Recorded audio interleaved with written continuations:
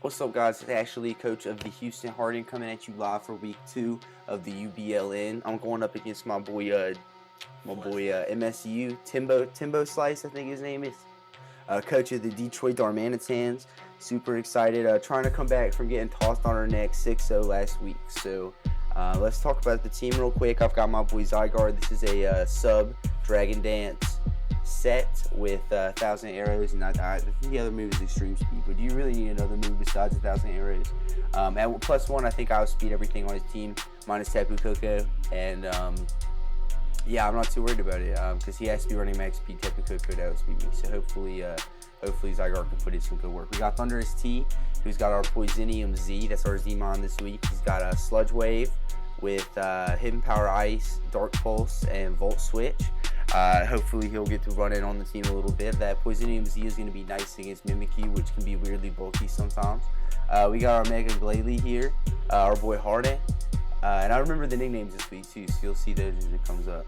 We got Mega Glalie. He's going to be running Earthquake, Ice Shard, Crunch, and Return, because we don't like that recoil damage, and Mega Glalie is stupid strong, so Return usually does the job. We got Bisharp here, who's got a fire set. He's holding an Adrenaline Orb, so that when that Landorus switches in, we can get a +1 speed boost with our +1 attack boost. And I mean, it's got just I think 4 attacking moves, so hopefully we're aiming to have that Landorus switch in on me, and then try and sweep from there, because if he switches in, that's an easy 2-hit KO. We have our Swampert here. Swampert was EV to 3-hit KO'd by Tapu Koko, holding a Rendo Berry, which is really the only way that was possible, because Grass Knot and the Grassinium Z move does a crap ton of damage.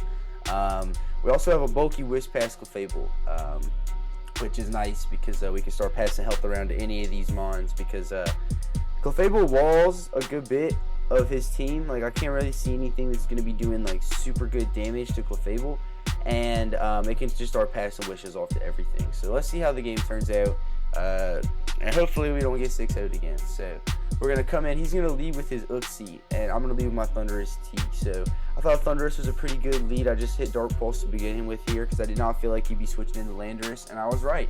I did about so this is going to be a 3-hit KO because of leftovers. So he's just going to try and go for the Yawn. So I think he probably thinks that I'm Choice Scarfed and is expecting a switch here, but I'm not. I'm just spamming Dark Pulse and it's doing good normal damage. So I'm just going to go ahead and hit the Volt Switch here and bring that Sableye down to 55%, which is really nice. Hopefully this Clefable can scare this Sableye out, but he stays in, but he goes for the Fake Out. So I assume he's just going for chip damage and that he is going to switch on this turn.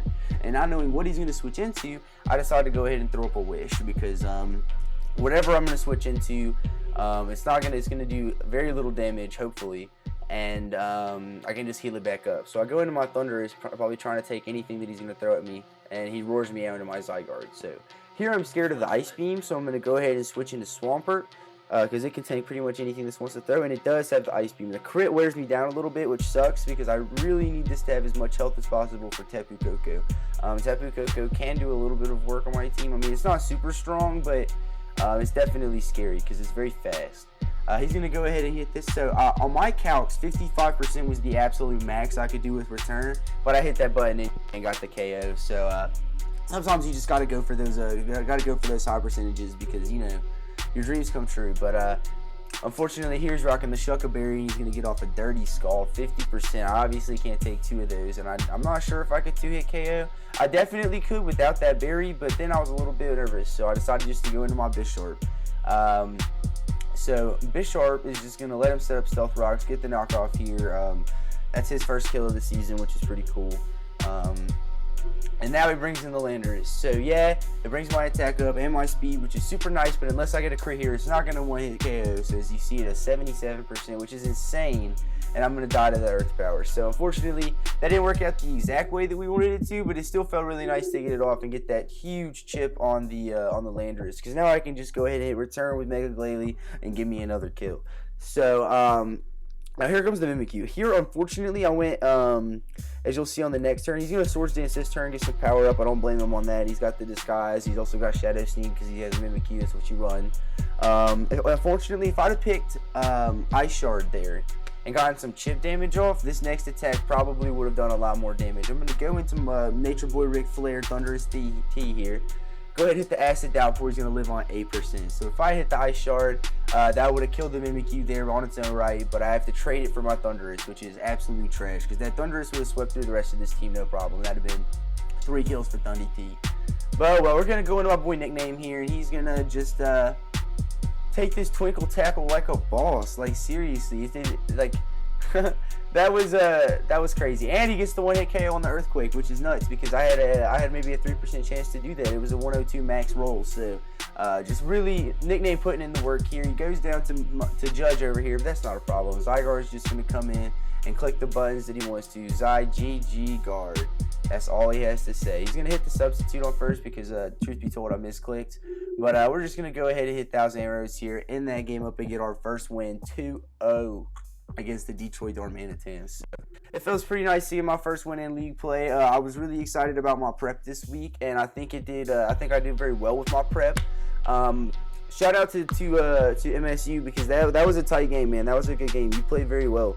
I really liked the Uxie set. I think that had I been Choice Scarf thundurus-t, which I was thinking about doing, that would have really boned me in a lot of scenarios, and I would have had to hard switch out, I think. And that Sableye would have just been able to come up at 100%, and I didn't have anything that could 1-hit KO. Good game to him. Yeah, see you guys later.